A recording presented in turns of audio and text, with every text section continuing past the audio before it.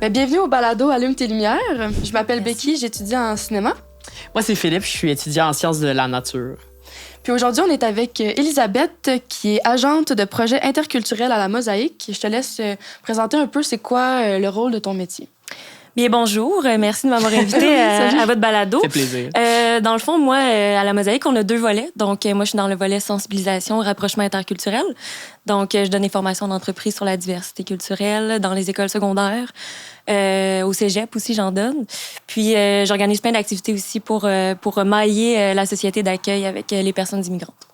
Super. Puis toi, Elisabeth, là, avec ton expertise et tout ça, là, est-ce que tu crois parfois, est-ce que tu as l'impression que parfois, il y a certaines personnes qui ont un peu du mal à respecter l'arrivée des nouveaux arrivants quand ils s'intègrent dans notre société québécoise? Je sais pas, qu'est-ce que tu en penses de ça? Écoute, oui et non, dans le sens qu'il faut pas généraliser non plus. Il y a certaines personnes qui ont de la difficulté des fois avec à l'arrivée de nouvelles cultures. Ça vient un peu avec le phénomène de la xénophobie qu'on appelle, c'est la peur de l'étranger. Donc, les gens ont beaucoup peur de cultures différentes, des choses qui sont différentes de leur propre culture. Donc, c'est sûr que ça vient aussi avec des stéréotypes, des préjugés qu'on entend dans les médias, les préjugés des stéréotypes de terrorisme, par exemple, avec des gens arabes. Ben ça, on le voit beaucoup dans les médias. Puis les gens peuvent penser que c'est vrai. Mais c'est sûr qu'il faut faire attention à ça. Il faut individualiser les personnes aussi, les rencontrer, puis leur poser des questions sur leur culture, en apprendre. Puis après, ben ça déconstruit un peu les stéréotypes puis les préjugés qu'on peut avoir sur ces personnes-là. Mais évidemment, il y a un racisme systémique aussi au Québec qui est expliqué dans le système de l'éducation, dans le système de la santé. Parfois, on peut voir ce genre de phénomène-là. Puis, ben, c'est sûr qu'il y a des gens qui ont peur. On va en parler tantôt, je crois, mais ils ont peur de perdre leur culture, de perdre leur langue. La religion aussi, ça peut être un frein à l'interculturalité, le dialogue interculturel. Donc, oui, il faut pas généraliser. Il y en a qui ont peur, effectivement. Ça peut être un frein, mais je pense que la plupart des gens dans notre société, surtout en Abitibi-Témiscamingue, on accueille beaucoup d'immigrants. Puis, la société d'accueil est prête à accueillir ces immigrants-là. Il y a beaucoup d'efforts qui sont mis dans les organismes, dans le système de la santé, dans le système de l'éducation pour avoir un phénomène inclusif avec ces personnes-là. Donc, en général, de mon expérience, ça se passe bien. Les gens, en général, sont très contents d'accueillir ces gens-là. Puis, il y a une belle dynamique à Rouyn-Noranda, d'ailleurs, sur l'interculturel. Puis est-ce que des fois, tu remarques un peu que ça peut venir aussi des deux côtés? Est-ce qu'il y a certains arrivants aussi, des fois, qui ont de la misère, peut-être avec en arrivant au Québec, avec les changements de culture, de comment ça fonctionne et tout? Est-ce que tu en vois qui ont vraiment un choc en arrivant ici? Oui, il y en a qui ont un choc, dont avec l'hiver, par exemple. Ouais, c'est un gros choc culturel. C'est clair. L'hiver, ça peut être un gros choc pour certaines personnes, mais oui. Mais en général, avec les statuts migratoires, les gens ils veulent s'intégrer, pour vrai. Ils veulent beaucoup s'intégrer. Ils veulent rester au Québec parce que la plupart des gens qui viennent ici, ils veulent rester. Ils veulent faire venir leur famille aussi. Donc, il y a une grande volonté d'apprendre la culture québécoise sans s'enraciner. On entend beaucoup ce mot-là dans les médias ces temps-ci, l'enracinement. C'est pas nécessairement d'enraciner la personne dans la culture québécoise. On veut qu'elle garde sa culture aussi.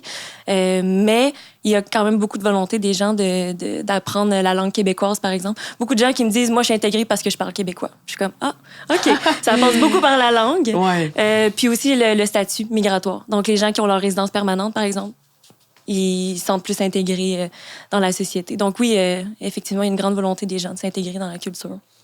Puis parlant de culture, c'est qu'est-ce qui fait en sorte que des fois, les gens ils vont avoir peur de perdre leur culture? Autant, il y a comme deux parties. Est-ce que tu vois que les immigrants qui viennent ici ont peur de perdre leur propre culture à cause qu'ils doivent comme se conformiser aux Québécois? Puis les Québécois, qu'est-ce qui fait en sorte qu'ils ont peur de perdre peut-être leur langue, justement? Il y en a qui sont comme pro-français. C'est quoi qui fait qu'est-ce qui fait peur, dans le fond? Là? Ben, c'est sûr que pour la personne immigrante, par exemple, puis moi, n'étant pas une personne immigrante, je parle pour mes collègues et les usagers de la Mosaïque qui viennent nous voir puis qui nous parlent de leur expérience. Il y a une espèce de l'identité culturelle. Les gens oscillent beaucoup entre leur identité culturelle dans leur pays d'origine. Quand ils retournent, ben, ils ont pris un accent québécois.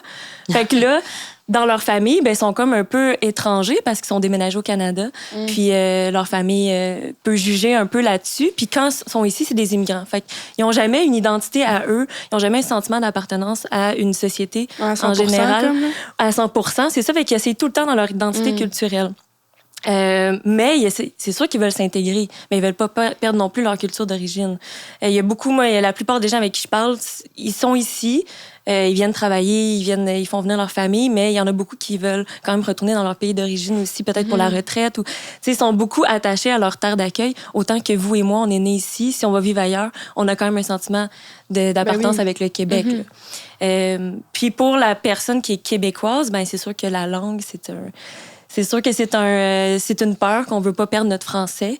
Avec toutes ce qui se passe en immigration en ce moment aussi, il y a beaucoup de nouvelles sur la francisation, qu'on a stoppé les classes de francisation. Ça fait peur parce que on veut que les immigrants apprennent le français, puis eux aussi veulent l'apprendre, puis là, on met un frein à ça.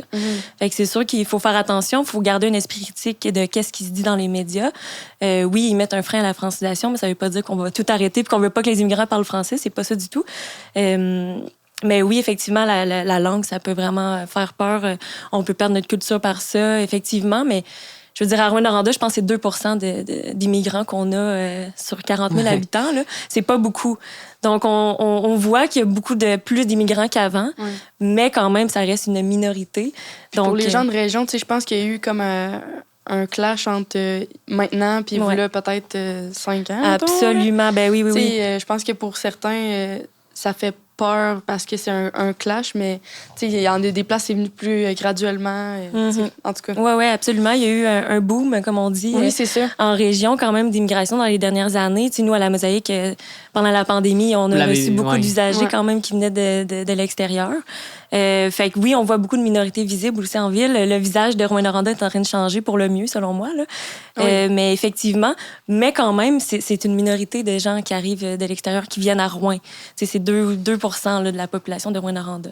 Donc, mais c'est sûr qu'il y a des gens qui peuvent avoir peur, justement, par la langue, par la religion aussi, de perdre leur culture. Mais reste que nous, on prône toujours l'interculturel. Fait que le dialogue entre les cultures, c'est super important. Puis je pense qu'on peut grandir de n'importe quelle culture qu'on rencontre. Donc, c'est d'aller poser des questions puis de s'intéresser à la personne puis de l'humaniser, en fait, pour brimer les perceptions négatives qu'on peut avoir sur certaines cultures. En tant qu'étudiant au cégep, on a remarqué un peu que des fois, ce qui se passait dans notre environnement, c'est que les nouveaux arrivants vont rester ensemble puis vont comme rester dans leur groupe, tandis que nous, les autres, on va être d'un autre côté. Par exemple, dans une classe, tu vas avoir un côté avec des nouveaux arrivants et un côté avec, on peut dire, les Québécois, ceux qui sont déjà là. Puis pourquoi ça se passe ça, en fait? Beaucoup d'explications à cette question, mais la première, c'est que souvent, on va aller dans un safe space. Fait que quelque chose qu'on connaît déjà.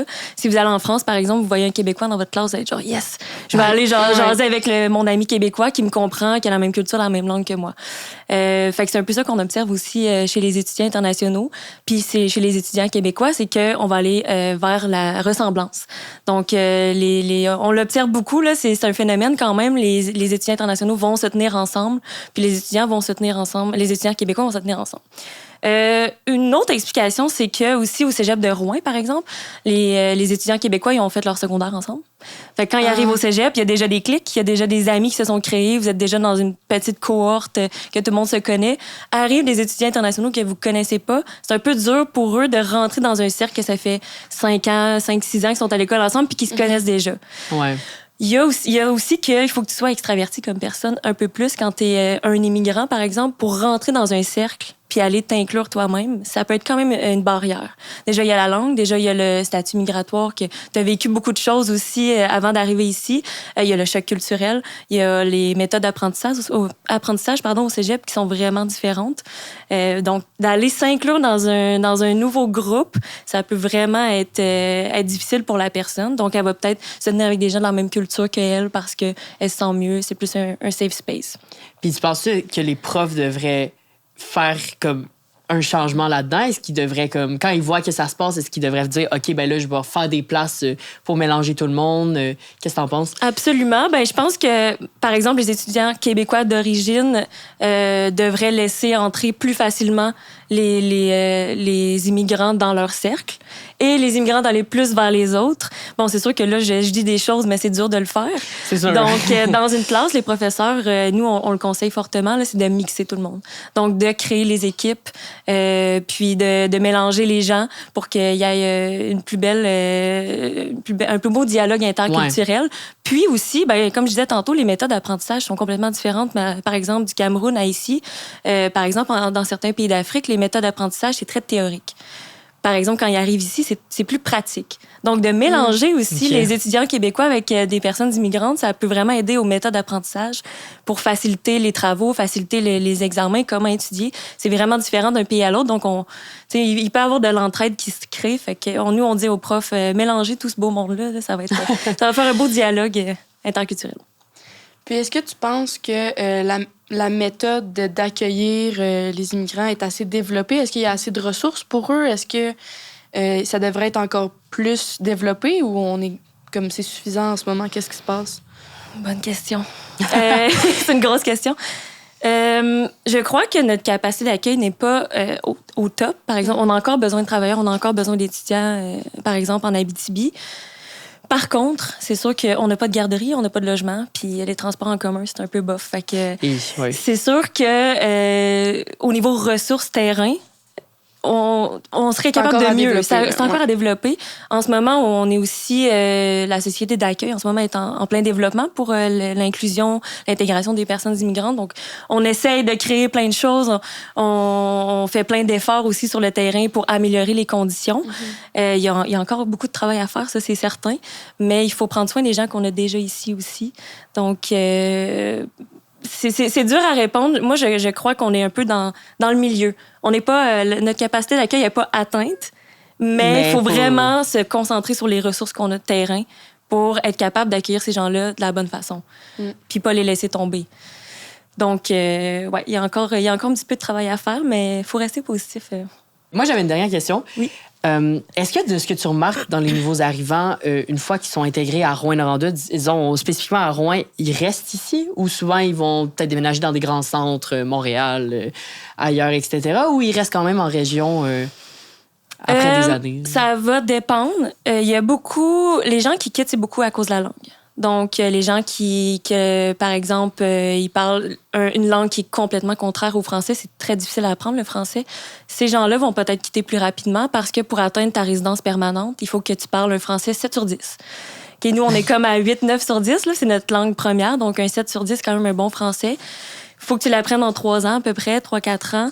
C'est difficile. Donc, les gens vont quitter pour d'autres provinces canadiennes qui parlent anglais. C'est plus facile à apprendre. Okay. Sinon, on a beaucoup d'immigration francophone de plus en plus. Dans certains pays d'Afrique, c'est leur langue première. On a beaucoup de Français aussi.